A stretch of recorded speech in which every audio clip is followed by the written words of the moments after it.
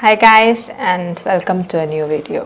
On one of the last videos that I made on the transgender movement and the woke trans movement, however you want to call it, there was a comment which goes like, proponents of the gender ideology tries to take historical examples to kind of justify their theories. This person has asked me to share my thoughts on the matter, and so as I promised, I decided to make a video on that. Before I begin, I want to give a disclaimer that in this video we will be talking about a lot of different cultures or civilizations. I will try to be as accurate and respectful as I can be about those civilizations, but if you think that I've got something wrong or that I was misrepresenting something, anything of that sort, please let me know in the comment section. We can have a discussion on that. On that note, let me begin by saying that the LGBTQ movement, or we shouldn't say the LGBTQ movement because it's more the gender identity movement.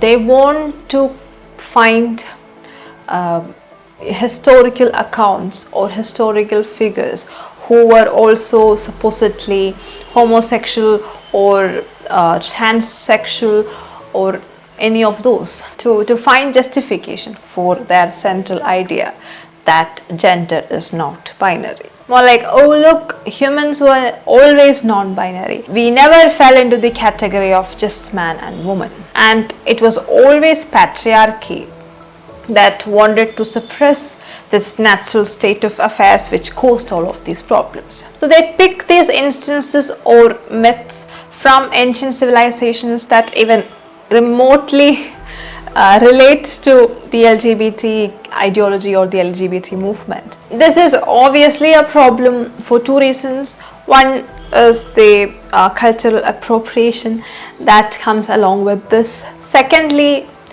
these instances or these myths or the accounts, historical accounts that they take, are often counterproductive to their most basic ideological tenet. We will get into that in this video. From the research that I have done, I have seen that the LGBTQ movement or the gender identity movement takes historical instances from ancient Greece, Native America, Middle East, Polynesia, and of course the gold mine of weird cultural traditions and practices, the Indian culture. Now, the few very important things that we will be looking at in this video is, one, that there is a difference between the epistemology or the philosophical framework that was existing prior to the modern thought and the modern thought, because as much as we want them to align or as much as we want them to be similar, they are not. They are really very different frameworks of philosophies, and they're axiomatically they can be different, and obviously interpretations.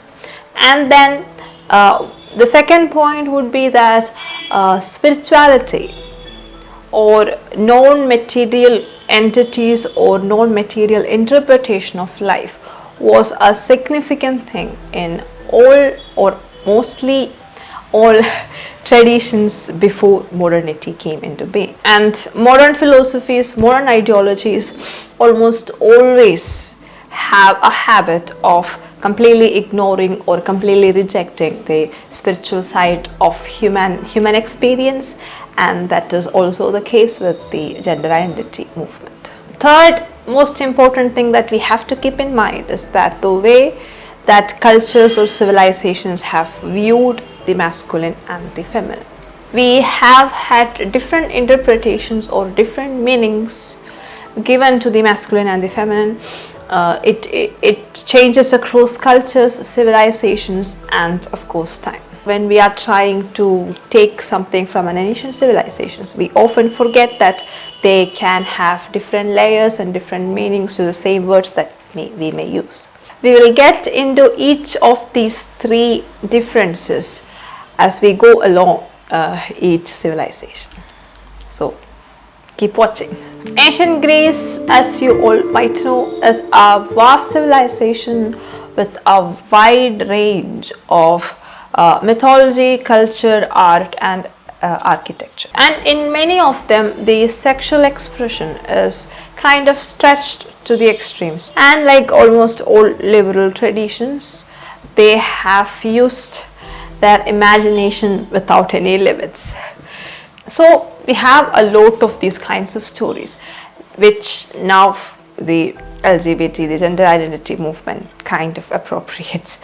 A few examples of this would be one, the great god Zeus. One time when he was on earth, I think, he met or he came across a very beautiful and handsome young man, and we don't know how young he really was. God Zeus was so really taken with his beauty, and he took him to Olympus. The name of that boy or that young man is Ganymede, if I'm pronouncing it correctly, and he went to Olympus to serve as Zeus's cupbearer.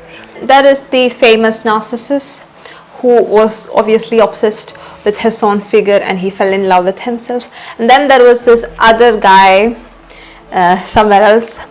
His name was Anemias, if I'm pronouncing that correctly, and he was quite in love with or quite smitten by Narcissus, but Narcissus left him because of who he was. Anemias, desperately depressed over the rejection, killed himself. Then there is Dionysus, who was the god of wine and recreation and fun and joy. He was the son of Zeus. He was killed by Hera, Zeus's jealous wife. And upon his death, he was reborn. And when he was reborn, he was not reborn with normative gender identity. So he was born a male, but he did not identify or he did not want to be a male. Then there is obviously hermaphrodite. Hermaphrodite is the combination of two gods, Hermes and Aphrodite. That being is considered as the god of intersex people, or it's like this being has the genitalia or the gender of both male and female, or both masculine and feminine coexist, and it co-created this being called hermaphrodite. There you can see a lot more examples of these kinds of tales that the gender identity movement especially takes to prove or to show you that this could have meant that gender was always non-binary from ancient times. Now, this is Greek civilization, and I'm not very well versed in Greek civilization, so there could have been a lot of mistakes, or I would have understood some of these things in a wrong way. So that is always there, so I want to give that disclaimer. But there are two things that we have to keep in mind here. Some of this history was interpreted by later Greek scholars, and that has caused some kind of mismatch in the stories set from the earlier time and then the later Greek period. So many of these sources are ambiguous on what exactly is the story. Different sources would say different versions or different kinds of these stories. Great example is Zeus himself and his cupbearer Ganymede. Some sources, especially in the later Greek period, they actually claim that they had a romantic or a non-platonic relationship. But in the earlier Greek mythology, that's just not the case. And second, very important aspect in understanding mythology is that these are imaginative stories where one person or a few people are stretching their imagination to kind of even maybe break the status quo, or at least question the status quo, and create new kind of combinations to intrigue people's minds. That's just one of the major central functions of creativity and imagination. When we look at mythologies and when we look at mythical characters, we cannot disengage them from their artistic or spiritual underpinnings. They are not proof that Greek civilization as a whole encouraged or talked about homosexuality, especially in the way that we understand today. I could not find any evidence for this, that LGBTQ was a huge thing or even a thing in Greek civilization, despite all these stories. And this is also the case with Indian mythologies, because we have this character called Mohini. Mohini is the female reincarnation of Lord Vishnu. That does not mean that he was a transgender. It's just an imaginative piece to kind of fit into the narrative or something. So you really can't take mythology as a matter of fact when you talk about any civilization. It would be like saying because Harry Potter is a thing, we all believed in magic. I found this very interesting video debunking the LGBTQ appropriation of Greek mythology. So if you want to check it out, I will share the link in the description. This is where things get really bad and bizarre for the LGBTQ activists. So what are two spirits? Let's begin there. Two spirits people are believed to have both the male and female spirit within them, and are blessed by their creator to see life through the eyes of both genders. They have significant spiritual and healing responsibilities given to them by the community. Here I will have to bother you with a bit of spirituality. Most spiritual traditions across the world recognize the binary, the masculine and the feminine. The masculine mostly represented by bulls or tigers or goats, lions, etc. They signify strength, courage, brute force, and feminine most often signified by cows, nature or goddesses signify empathy, nurturance, care, affection, love and so on. And virility, fertility and family are all very closely interlinked. These two forces have to come together, or these two forces have to work together in order to have a fertile.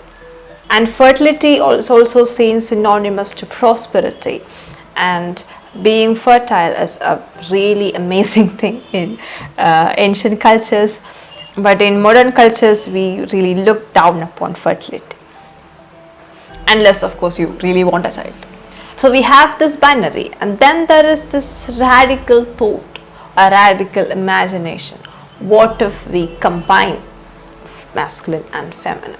And then there is creation, there is creativity, there is godliness, and therefore the combined form of the masculine and feminine is the most divine thing in most traditional cultures.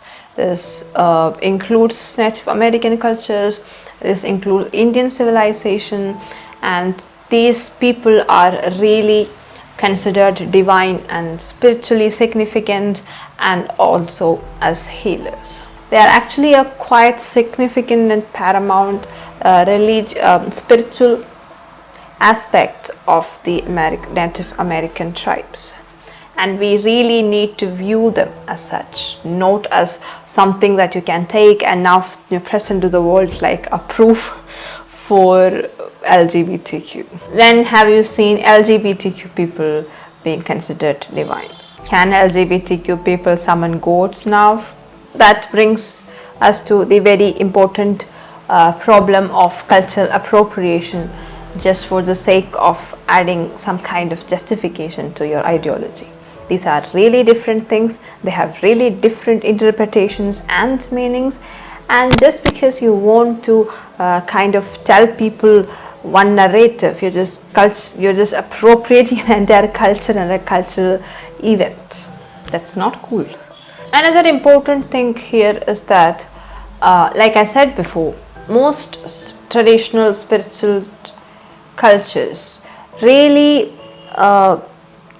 recognized the binary, the masculine and the feminine. They really encouraged and promoted and even pushed the women to be more feminine and men to be more masculine. The division of labor was quite clear, and they had these feminine roles and masculine roles. The modern ideologies, the modern radical ideologies are in direct opposition to that, where their entire argument is that gender roles are basically nothing.